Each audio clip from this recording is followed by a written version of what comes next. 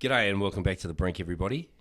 Before we begin, feel free to like, share, subscribe and follow Why do they have to do that?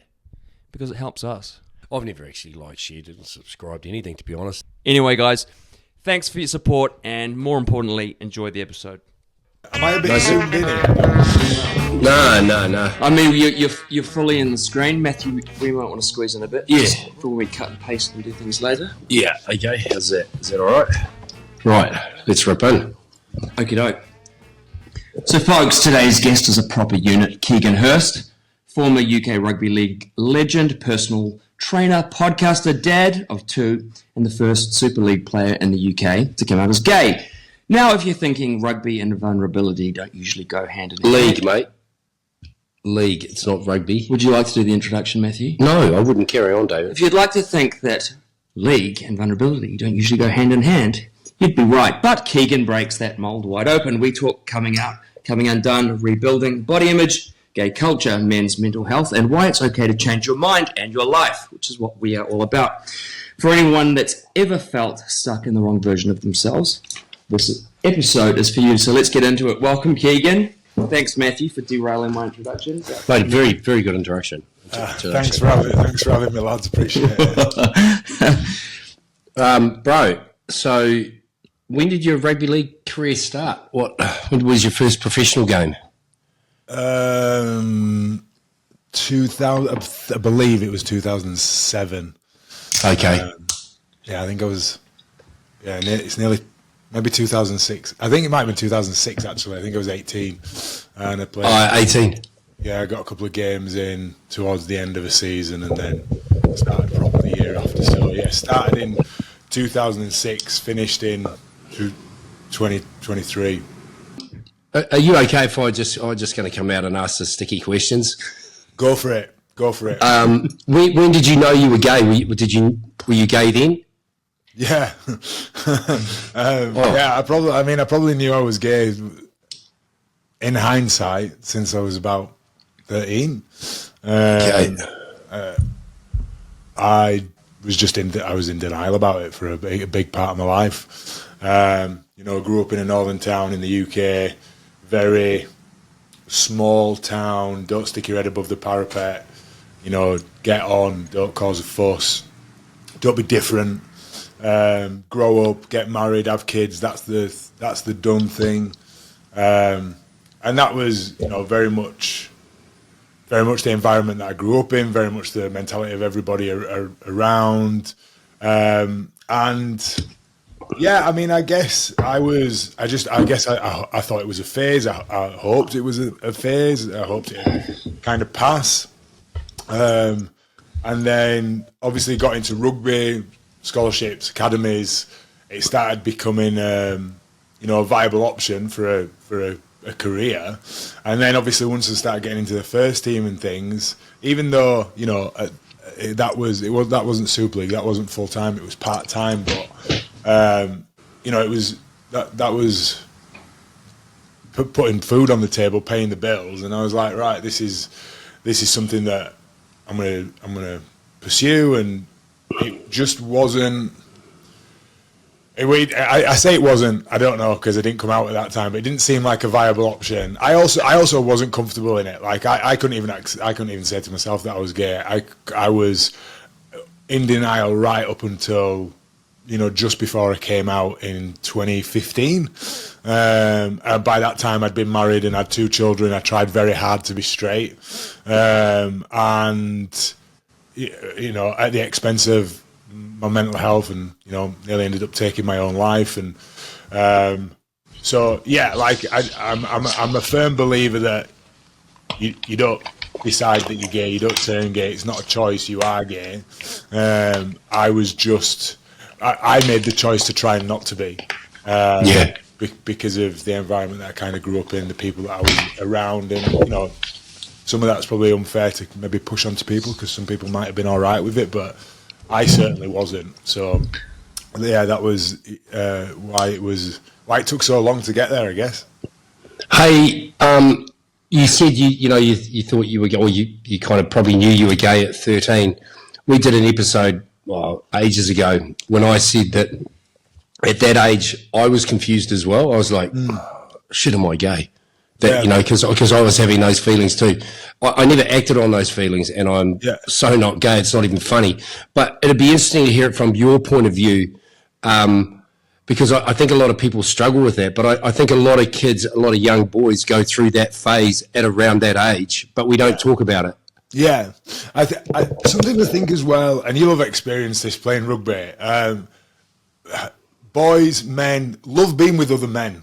Like, not on a sexual thing, not an attraction thing. We like being with other men. We seek other men's approval. We like going out with the lads. You know what? However you want to phrase it, we love that, right? And I think we are told from a young age that men are supposed to express themselves in a particular way, and so I think that often causes a lot of confusion with boys who go I've got a few best friends who are straight.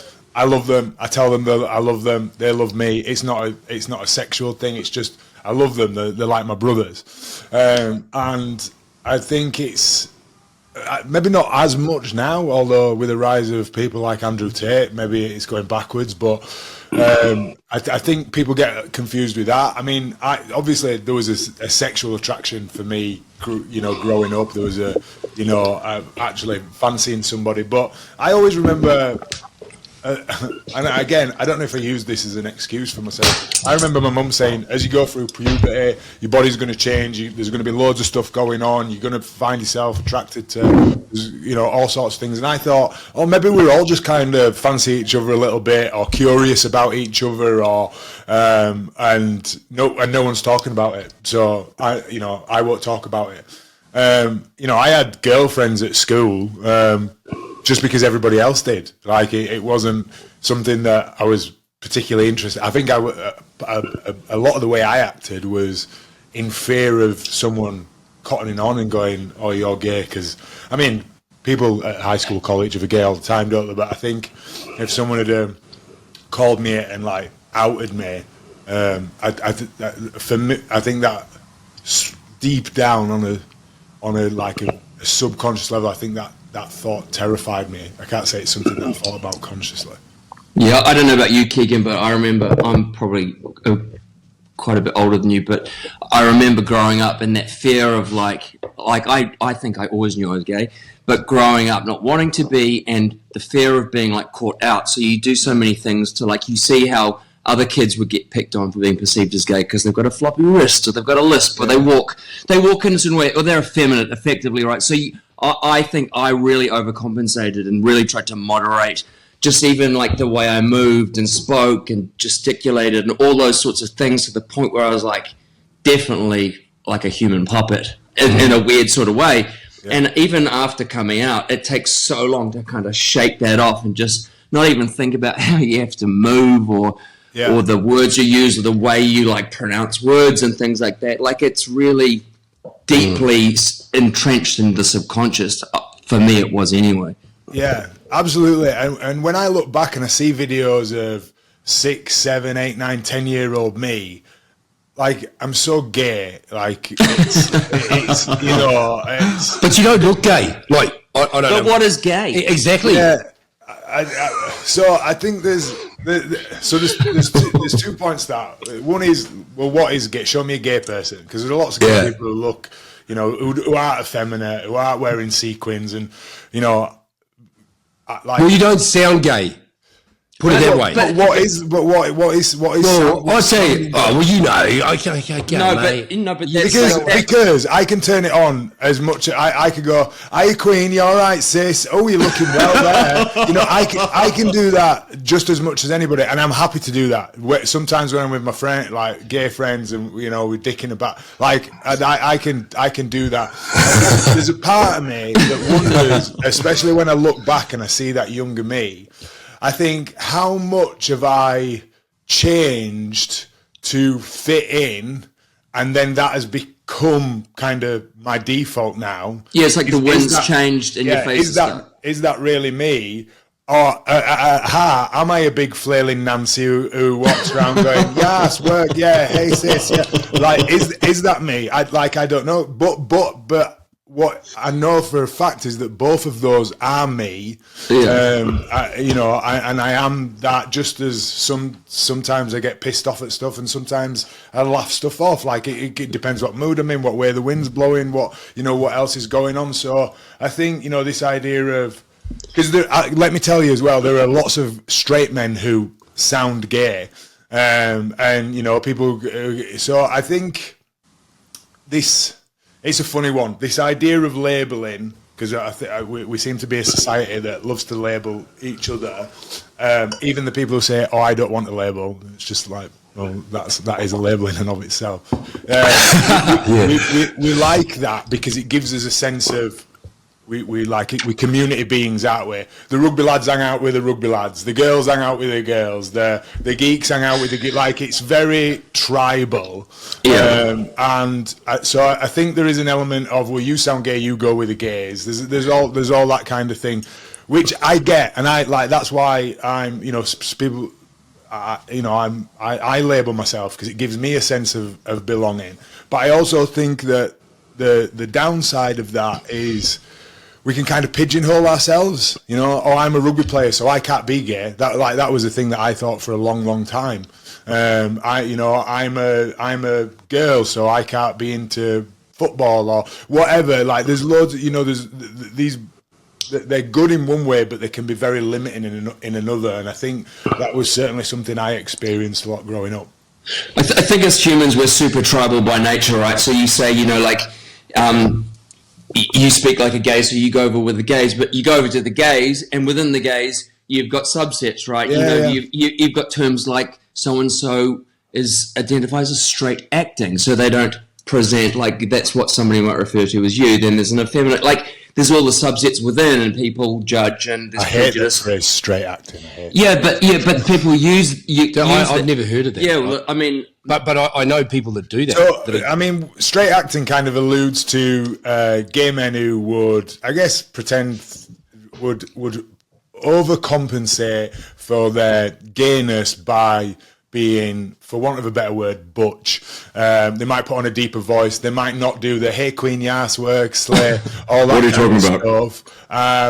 And then they would have a problem, with more effeminate men. And it's like a hierarchical thing of, straight men are at the top of the pile, and as a gay man, way below that. But if I can be a straight acting gay man, then I'm going to be higher up the pecking order than. Yeah, that's very true, bro. Yeah. That's very, very true. I think, because I think that's why somebody close to me, I don't think has ever come out, and which is fine. That's his prerogative. And all good, but I think that's that generation, and just for him to come out, like he's a lot older than me, it would have just been, like he just couldn't, he never ever. I don't think he's ever even said that he's gay, but he is. So there's still a lot of people that feel that shame, which is really sad, right? Like it's horrendous. That people think that they cannot be themselves because of the social stigma. Not that there's a stigma about being gay anymore, which is fantastic, right? But back in the day, like, it depends who you ask. Yeah, I guess so. Yeah, like there's especially older men that are gay. I don't think they like this. There's a lot of them that don't come out. And is that is called internalized homophobia. You got to excuse my ignorance because I'm not a fairly unstudied gay man. But that's like an internalized homophobia, right? That's where. You grow up like I did, and Keegan, I can't speak for you, but you hear what your mates say about gay people. You hear what, like I played sport, you hear how it's referred to. Gay is seen as a negative slang word. Oh, that's gay, this is shit, that's gay, that's stupid. That's so true. You hear those things, and inside, like I always say, everyone endures shit and negative comments, and any insults that I've ever received, none could be as punishing or as painful as the things I've said to myself in my own head. So, the world isn't as scary as on the outside as it has been in the past in my own head. So that's internalized homophobia, right? And that is what I guess drives people to stay closeted. Even in this day and age. 100%. 100%. Internalized homophobia is that.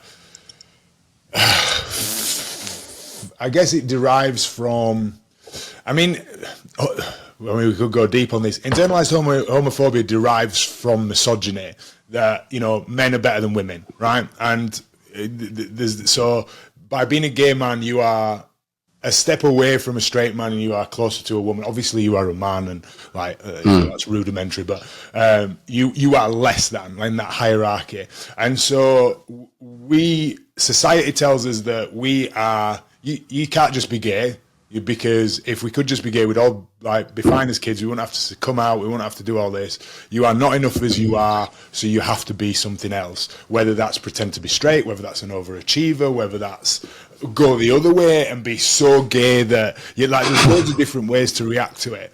But that voice is, I cannot be who I am because of however you and your society and your upbringing gears it up. Could be a religious thing. There could be all sorts, and it's where you just take all that shit that you pick up on as a kid, and you internalize it. And you know, I mean, the years of therapy it's taken me to, and I probably still have some. You know, I think really. So you went to.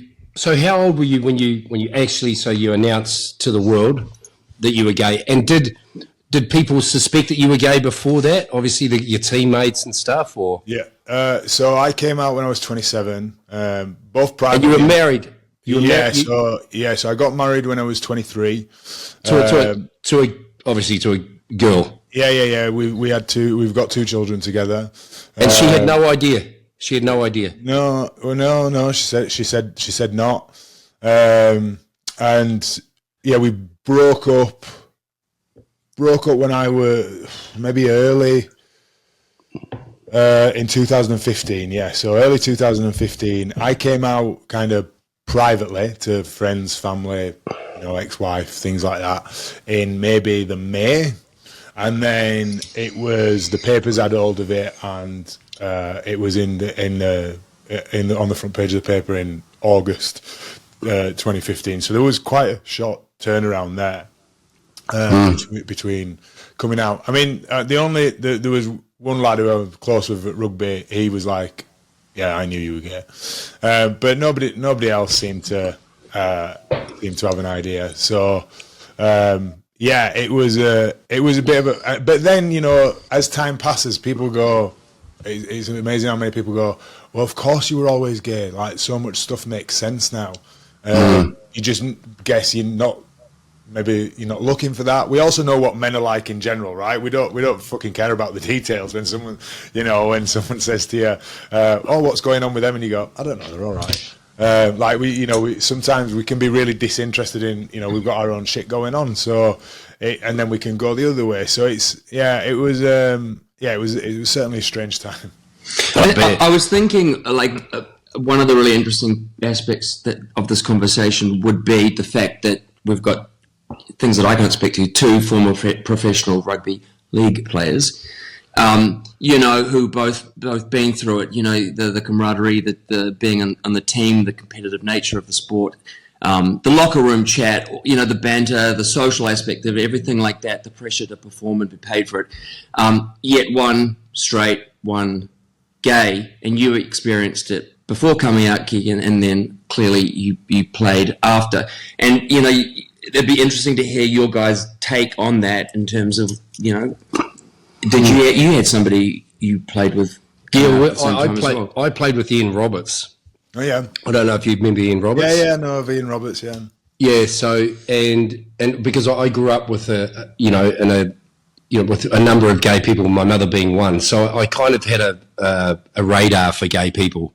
Okay. And when I came over to Australia, I was like, And, you know, he was a big, powerful, strapping dude, good-looking, girls loved him. But he always used to turn up to training with his young boy, and I was like, nah, he's definitely gay. Yeah. And so I asked him one day about it. He was like, no, don't be silly. He's just a mate of mine. And I was like, hey, bro, like, it's no big deal, you know, like, I'm just saying, it's pretty obvious, you know, nobody's talking about it, but, you know, it's all good. But the funny thing was, and him and I became pretty good mates to the point where he was a groomsman at my wedding. And then I believe it was in his book or something, he came out and he said the only person that had a problem with him being gay was me. So I was like, what?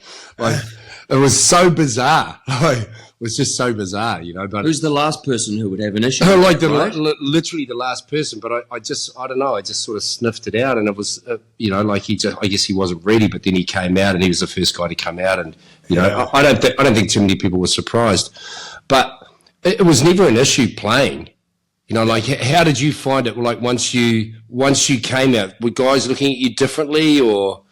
No, do you know what? It was obviously before I came out and I told the lads I was terrified. I mean, I was captain at Batley at the time, so I didn't know how the coach was going to react. I didn't know how the lads were going to react. I didn't know if it was going to change how they felt about me and, like, you know, any kind of respect or anything that was there. And I didn't announce it to everyone. I didn't like get everyone in changing rooms and say, right, lads, just letting you know. I just told a couple of my close mates in the team, and they were like, can we tell people? And I was like, yeah. It's like, you know what it's like. There's no secrets in a locker room, right? Yeah. What do you mean? Can you tell people? They're like, even if you'd said, nah. Yeah, they didn't good luck with that. Yeah, rugby players can't hold their own piss. So, too true. So I told all the lads, and you know, within a couple of days, everybody knew. And some people, I got handshakes off people, I got hugs off people. Some people didn't say anything, but nothing changed at training. I feel maybe there was a bit of a bit not walking on eggshells. That's probably over egging it a bit, but there was maybe a bit of tension until someone had said, we were training then, and someone had said, like, one of the coaches had said to one of the assistants, like, go get all the balls in, and someone said, Keegan, do you want to give him an hand? Which is quite good, right? Yeah, and then we all laughed, and then it's like, oh, right, good, right, that's out of the way now, we're all good. Sweet. So the lads were really good. Then, I mean, the following weeks, it started to get out again among the other teams, and I thought, I'm going to get some shit, you know, playing like in the ruck or the scrum or something. And I didn't get anything. And then it ended up in the paper, and we played a local derby. And I thought, right, it's been in the national newspaper literally on that Sunday morning. I'm going to get some stick here. And nothing at all. I got people saying, good work, you know, after the game, and, you know, when you shake hands and everything, some people said some really nice things. So it was like the lads were absolutely fine with it. When I went to Wakefield, there was a couple of lads, maybe who they never said anything, and I just got a vibe. Sometimes you just get a vibe. So I can't, and maybe they just didn't like me in general. I don't know, but it was. But I've never had anybody like refuse to play or give me shit about it or tell me that they disagree. I've never ever experienced anything like that. What about your when you told your wife or your mum and dad? Was there any? You know, was there anybody that was shocked and was like, wow, they didn't see that coming? Yeah, so I had a bit of a rough time when I told people closest to me. So obviously the first person I told was my ex-wife, who was just in shock really when I told her. And it was a very surreal conversation. And then she understandably was very angry afterwards and for a good while. And I totally get that. I told... I don't know my dad. I don't speak to him. Don't know him. So that was easy one. I didn't have to worry about. When I told my mum lived abroad. Well, still does. So I had to call her. I called her to tell her. And at first she thought I was joking. And then she was like. And then when I said, Mum, literally, I'm not joking. I'm literally coming out to you. And then she was like, I can't believe you're doing this to me. I'm disappointed. You're embarrassing me. Wow. Yeah, I had all that. I mean, we've spoken intermittently, briefly, but I've not really spoke to my mum properly for 10 years since I came out. Wow.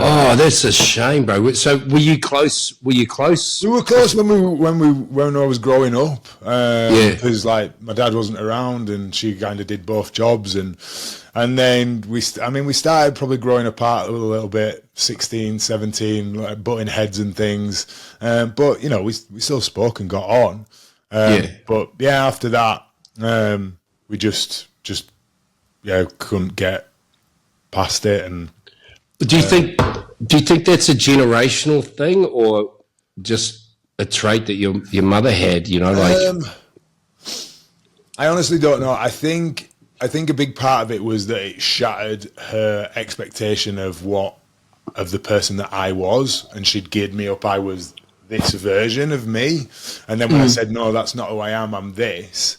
I think she couldn't compute that. I think that was a big part of it, because I know she has gay friends and stuff now. She lives in Gran Canaria, which is like they have a huge gay pride thing there, and so I think there's. But when it's close to home, it's different, right? Yeah, to some people. Yeah, I think it maybe originally was homophobia, but then I think it was just. I just think there's too much water going under the river now, but yeah.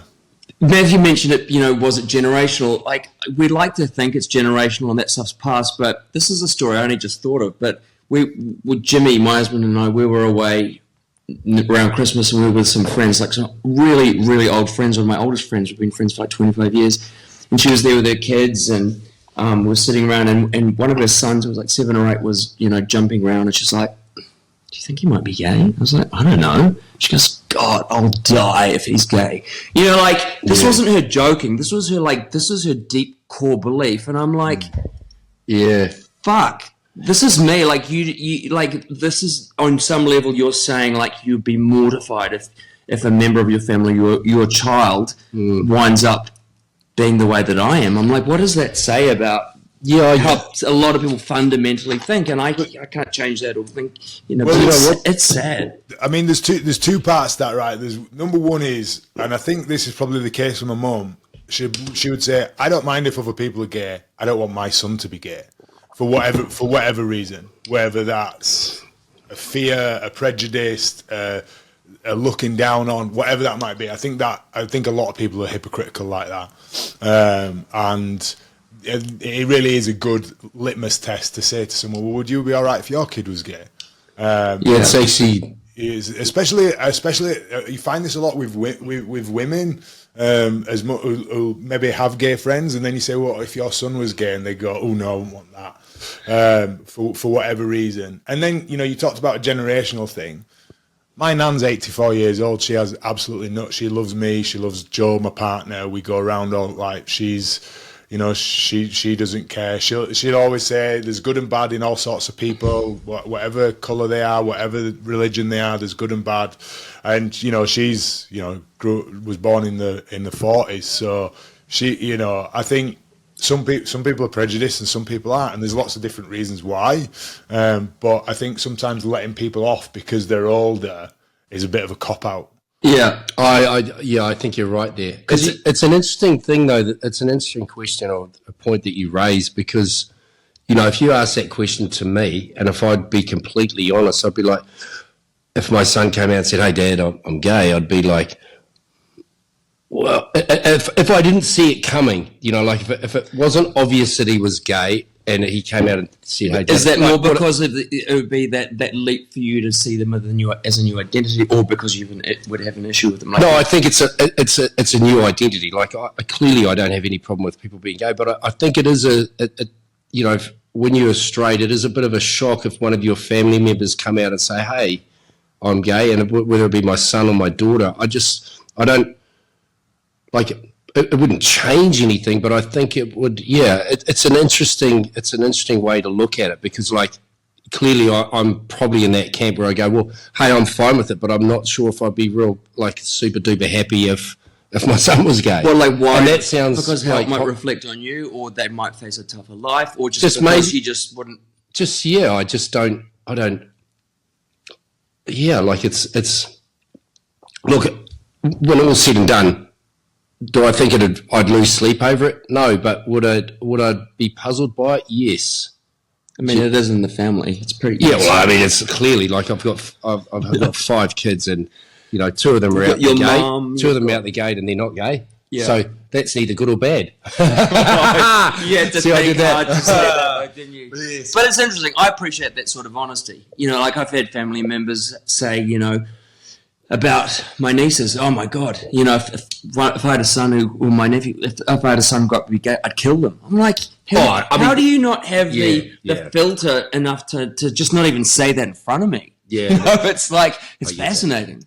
Yeah. I mean, you know, my son's 12 now, and there was a gay kid at school, and a few of the lads have been giving him shit. And I had a call from the teacher saying, you know, that Fletcher had been involved, and so I had a chat with him, and I was, you know, the other way, like if my son was homophobic, I'd be horrified, and I was like, what's going on here? And he was like, well, he's chosen to do that, and he's this, and I was like, when did he choose? And then, you know, I suppose it was a big parenting moment for me. It was like, you know, just because I'm gay and Fletcher's okay with me being gay, you know, and loves me and Joel and, you know, our family, and it doesn't mean that he's still 12 years old and he still doesn't see the world, you know, how I see it. And there's still prejudice. There's still, even for boys, you know, kids in general. It's not just boys wanting to fit in at school, and you know, so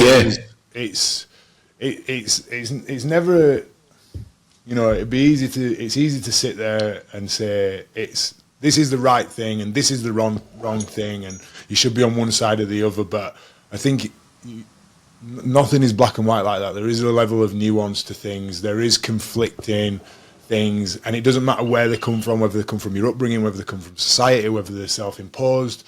You still have to navigate them. So, you know, it's easy to sit on the outside looking in, you know, the man in the arena versus the man in the arena kind of thing.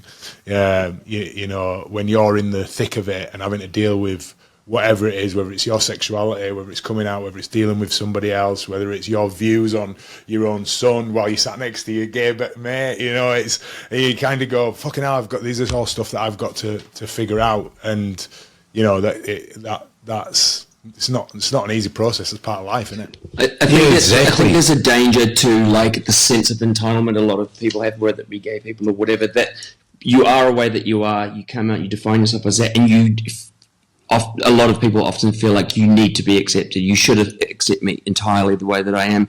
And that's just not the way that the world works, I think. Yeah. If you can get to a place where you're like, well, some people are just going to be homophobic or just not agree, or, you know, or not see me as an equal. It's like, I can only do so much. And the more I bark at them and yell them and I tell them that they're wrong, it's going to do nothing but push them away and make them hate me more, right? I don't think it's got anything to do with seeing people as an equal at all. Like, there's no difference between anyone. No, I know, but there is, Keegan was talking before about there are hierarchies in certain places. Yeah, I guess so. But it's really interesting that your son Fletcher, you know, like, just obviously the way he views the world, like, you would think that he'd be like, it's normal, right? Yeah. But clearly from what he's picking up at school, what he's reading, what he's, you know, who he's influenced by, you know, away from home or whatever, you know, he's formed a different view, you know, to a point where you've had to go, hey, it's actually not like that. Have you thought about this? Yeah. Where you would think, and I think that's probably happens in, you know, homes where, you know, it's a straight, you know, obviously a heterosexual home or whatever, and they don't have to talk about those sorts of things. Yeah. And, you know, and then so they get that bias. Yeah. You know, they get that bias. But it says a lot about the power of peer pressure too, you know. Like, that's what it's all about. You fall in with some ideologies you don't necessarily agree with just to fit in. You know, when you were saying about the gay thing, people go, that's gay, and da-da-da. It's like, I remember when I was at the tuck shop at school, and you'd be hanging around, like, looking for someone to buy you a pie, and they go, you're a Jew? And I never thought anything about it. I'd be, I'm a Jew. But I didn't make didn't make the leap to, that it means Jewish. Yeah, you know, when we were young, you just throw around all these terms that you actually don't know what they mean, you know? Yeah, I think all this goes to exemplify that education is important, right? You know, my son who lives with me, who has a gay dad, who has a partner, he still thought that being gay was a choice. You know, because I've not sat down, or someone's not sat down and said, you know, being gay is not a choice. It's how you are. It's the same thing, you know, at school. Kids are using gay as, and I would say 99.9% of the time it's not homophobic. It's just piss poor choice of vocabulary, it's laziness. I had this when I came out. I've had people call people who were being soft at training and going, "Oh, you've been a fag," or stop being gay, and I would go, "Are you fucking joking?" And then they would go, "Oh, I didn't mean it like that." Which but they don't. Yeah, exactly, 100%. They didn't mean it like that, but I was like, it's just lazy use of language, and until somebody calls them out on it, then like I can say that once I've corrected someone on it, I've never heard them say it again. Now, whether they're just not saying it around me, but even still, that's a win, right?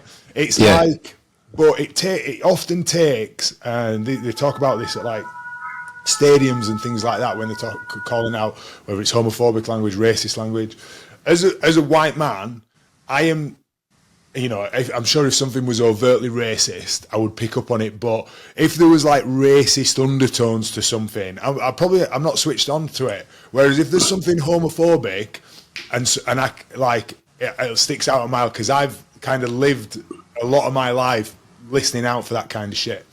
So I think, especially if you're a straight white man, like you've literally had nothing to go worry about, like any particular kind of prejudice or whatever.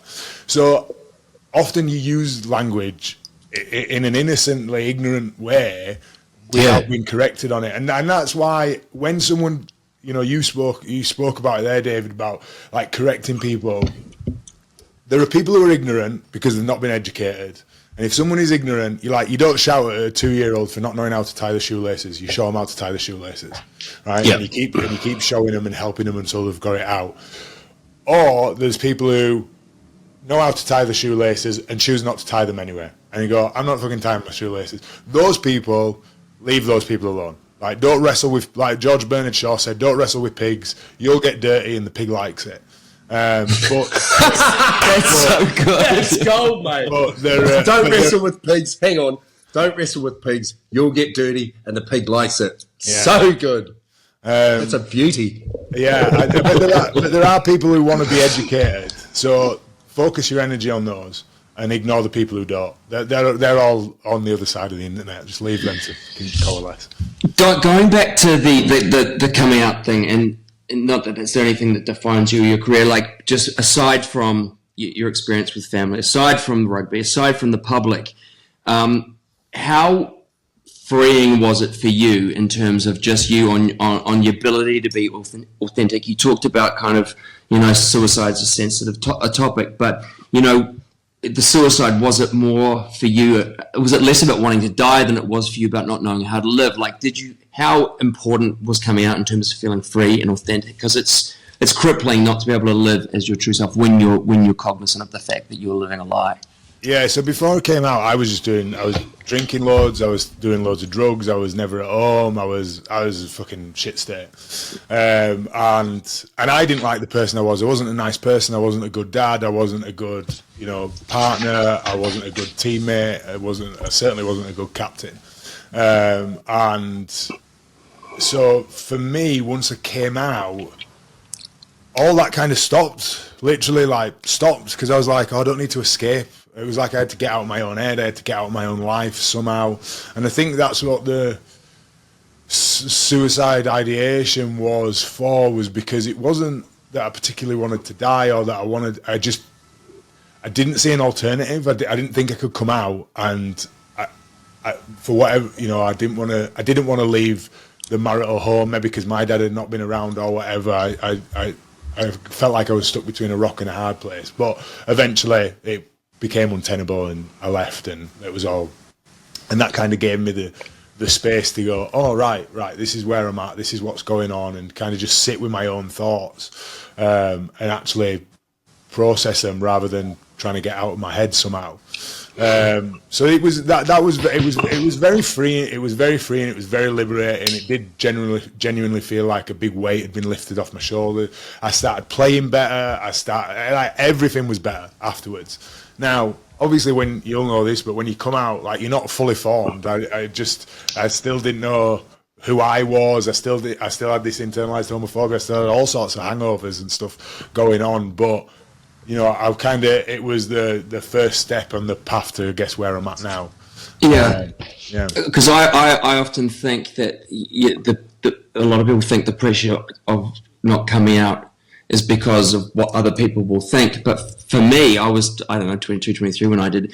So much of not coming out was because I fundamentally did not want to be what I knew I actually was. And I fucking hated that about myself so much. So fighting that for so long, like you want to be straight more than anyone else wants you to be straight. So when you finally come out because of whatever reason you've been discovered, or you can't perform sexually, or it's just like you're just sick of lying, for a long time after, not for me anymore, you still don't want to be gay. You're out. Yeah. People 100%. Know you are, but that you want to. It's like it's the last thing you absolutely. It's the thing you cannot change about yourself. Why? What? Like so? But that to me would say that you're ashamed of yourself. Yeah.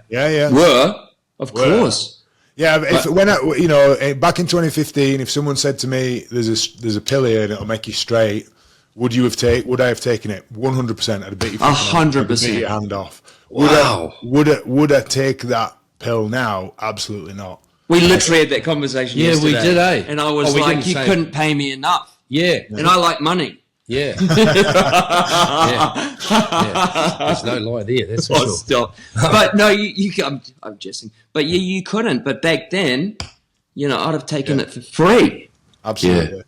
Absolutely, I agree. Isn't that interesting, eh? Like, so if you guys were feeling like that, like I guess that every gay man is feeling like that to some extent. That there's fighting the natural urge to be themselves. I think, maybe every is sweeping, because some people grow up where my best friend Anthony Cotton is an actor over here. He was like, I've never been in the closet. Like, my mum's kind of known I was gay since I was 5-year-old, going, when will I wear dresses like this, mummy? And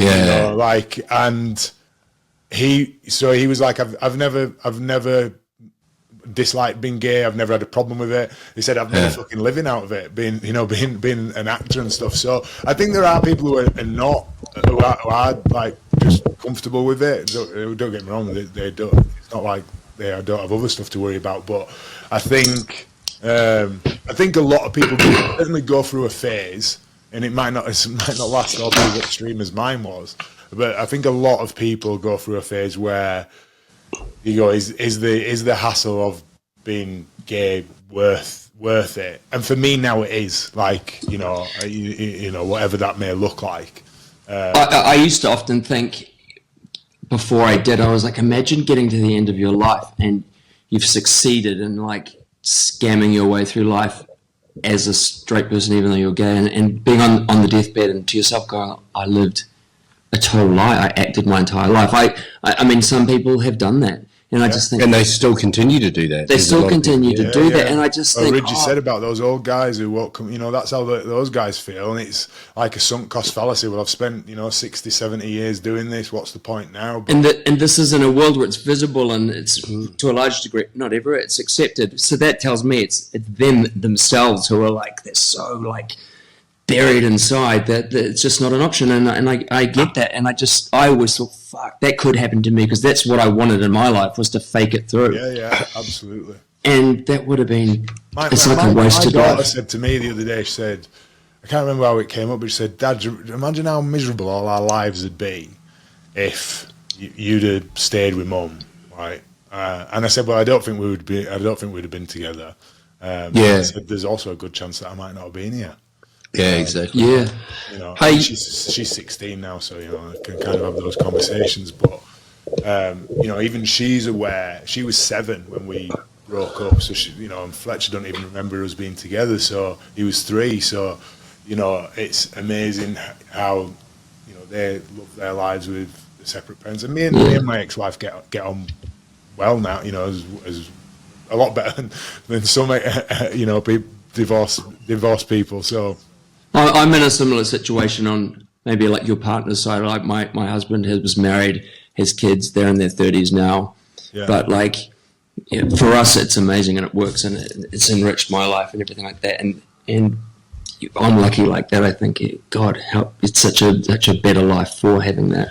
But isn't it strange how like society's like sort of demonized being a homosexual, whereas back in, you know, like in ancient times, it was normal to be bisexual, right?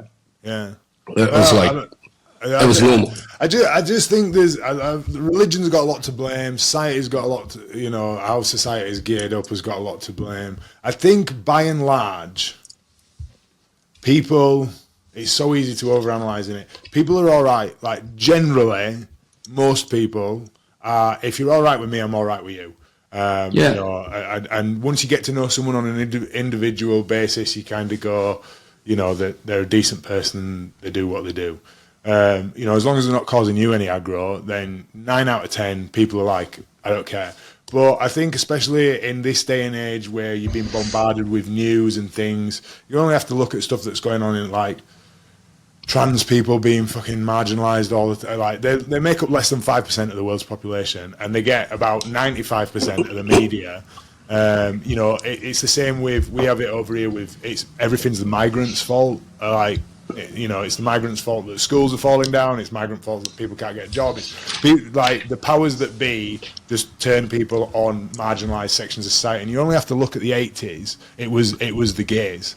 You know, it's their fault. They're after your children. They're this. They're, you know, all this shit.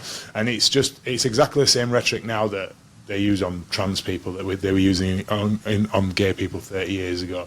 And it's just a way to separate people, to keep people's focus off like the real issues, you know, and making real change. And I think people have lost the art of critical thinking, where they can go, no, that, you know, that doesn't add up. Someone says something and they go, oh, well, it must be right because they said it. Hey, Keegan, what would you say to somebody in your experience who's, you know, like they obviously know they're gay, but they're hiding it? Like, is it better? Like, clearly, it's better to just front-footed and come out earlier rather than later. Yeah, I mean, as long as you, I think coming out is such a unique and personal thing, and you can, because we see this so we have it in football in the UK a lot. Why is there no gay footballers? I'm sure there are gay footballers. In fact, I know there are gay footballers, but it's up to them if they want to come out, right? Especially publicly. So I think you have to be okay with it, and you have to deal with it, and you have to do what you need to do to get to that point. Now, all I can say, I'm not going to sit here and say, come out, it'll make your life better, because there are people who've come out, you know, especially when they're younger, they get thrown out of their houses, they have terrible time, you know, people take advantage of them. There's those cases. I would say they're the minority, but there are those exist. So it'd be unfair for me to say, come out, it's great on this side of the rainbow. But don't take the rainbow again. Matthew thinks we stole the rainbow. It's everyone's, mate. Yeah, everybody. But a rainbow is gay. Like look at a rainbow, it's gay, right? Just like unicorns, flamingos, swans, gay. There we go. But I get called Ringo the Flamingo. I've like got a neon flamingo light in my house, like. But what I would say to someone if they're struggling with their own sexuality is speak to somebody. That would be my big bit of advice. Even if maybe you go, oh, well, I ain't got anybody to speak to, because I didn't. But if I think back, if I'd have rung like the Samaritans or a anonymous helpline and just talked to somebody, I know that would have helped me move along that process a lot quicker. So don't rush to come out for anybody else. Get to that point that you need to get to feel safe and comfortable and able to do it. But certainly speak to someone, especially if it's someone who you know, great. If it's someone who you don't, you know, do that as well. That would be my advice to someone who's in a situation like I was in. But also, would you advise, and I would, to somebody, do it in your time, do it in your way, and do it, you know, within your 100%. Circle. But also do it eventually, because living under that level of pretense or in authenticity must take a toll, just even physically, certainly on your psyche.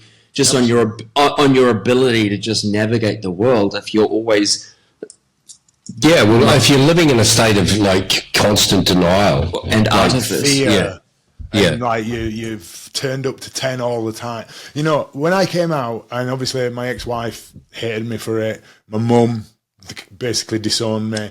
even after they were the first two people I told, and I remember thinking, fucking hell, what have I done here? But I never thought I'm going to kind of go back on it and not, I'm going to like, even though that was the reaction I got, I knew it was the right thing to do. And I knew that I felt better for it. And, you know, life wasn't instantly better. So please, like, you know, it's not, but it is now. Like, it's a million times better than it was.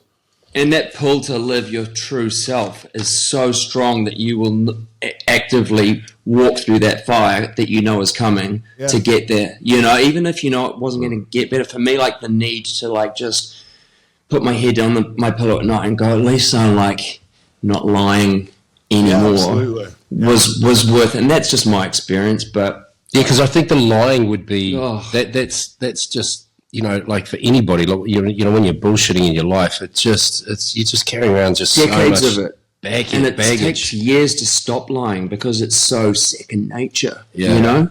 Yeah, I always say to my clients, I say, being honest with yourself is one of the hardest but most valuable skills you'll ever learn. To be able to look at yourself and, you know, when people go, "Oh, I'm really trying," and you go, "Are you? Are you really trying?" Like people do that all the time. "Oh, I'm dieting really hard, or I'm training really hard, or I'm really honest with my partner." Or, like, are you though? Like and that I think is where we get this level of, you know, when you feel disconnected and disenfranchised with life, is because you cannot lie to yourself. So like, you know that you're talking shit, and that's why that's that feeling of offness. And I guess that's what I had for, you know, massively amplified was, you're straight, you're not gay. And like deep down I was like, you are as gay as a goose, my son. Oh, that's not fair to the goose. Or the geese. Hey, just speaking on clients, we haven't touched on, and I'd love to touch on it because it's a massive part of what you're doing now, which is the gay man's coaching. Yeah. Is it man or men's? Have I said that wrong? Either or. Does it matter? Does it matter? But this is Keegan's business and career. Or to coaching gay. Let's hear about it. Because, you know, I'd love to touch on what you've referenced in an interview I heard you with on the male loneliness epidemic, which is not just a gay thing, it's a male thing. Absolutely. Your coaching program. So I got into just personal training when I trained to do it while I was full-time. I started coaching. I did a little coaching in the gym, then I did some, and then I started doing it online. And because my following is predominantly gay men, most of my clients ended up being gay men. And then I realised that with gay men, there were other challenges that maybe straight men are not experiencing. Things like overcoming internalized homophobia, being comfortable in their own skin, you know, all that kind of stuff. And so I just thought, do you know what, I basically created a program that I wish I'd have had when I was, you know, where I could get in shape, where I could debunk things, where I could improve my mindset, some personal growth, but also do it around people who are like me, who are who've got similar challenges, similar aspirations, similar goals, and be able to share that. And we've grown that, you know, massively over the last few years. We do in-person events all over the world. We've got over 200 odd clients. Like, we've got a coaching team, we've got a psychotherapist, a physiotherapist. We've got all sorts in the team. And it's a big mission that I'm on, to kind of just help people feel comfortable in their own skin. And, you know, whether that's how something I say a lot is, if you look good, you feel good, you play good. And that's something that I try to help all the guys do.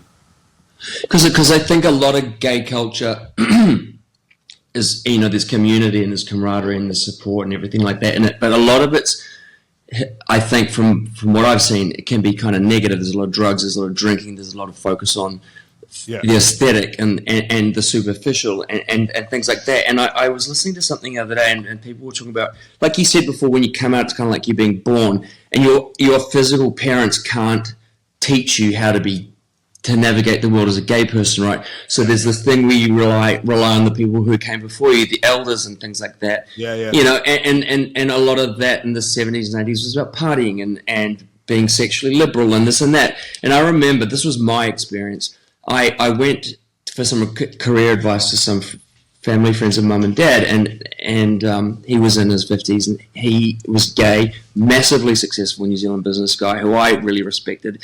He'd been married to with his partner for 30 years, and I'd never met a gay person. I didn't know any gay people, so this was my only point of reference. Yeah. And he was accepted by like my relatively conservative family and networks group of friends, like it was just part of life. And he said to me, he knew I'd just come out, and he's like, "Oh, David, my one piece of advice is don't get involved in the gay world. Just, navigate life as normal, and you don't select people based on their sexuality." And I stuck to that, like, unnervingly. Like, I just avoided that entirely. And I don't know whether that was good or that it was bad, but it's what I did. And, I've never befriended people because of their sexuality one way or another, but I've avoided that kind of the nightlife, the bars, the drugs, the dating apps and all that sort of stuff. So maybe I haven't had a fully rounded gay experience, but it sounds like you're kind of offering an alternative as well to that side of that culture. Is that fair? Yeah. I think historically a lot of the gay community and people getting together has been around drinking or sex, which are great. I like doing both. But I think when they're your only two options to meet people, make connections, it can be fragile foundations, right, for building friendships and meaningful connections. So I just wanted to create something that offered people an avenue to improve and get better and meet people who are on a similar path. And we sometimes have a social together, and there's all that kind of jazz. But I think it's just about giving people options. If people want to, I've been to gay bars, I've been to a club, but it's not somewhere that I go every weekend because there are better alternatives for me personally.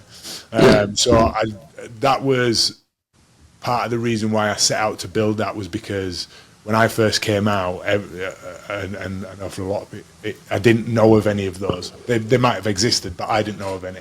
So I just created something that I wish that I'd have been able to get involved with when I first came out. And it's not just for people who've come out. We've got people who've been out for 30, 40 years. We've got clients from 30 all the way up to 70. So it's it's a nice, diverse group of people from all sorts of backgrounds, but with like I said, similar goals and challenges and aspirations.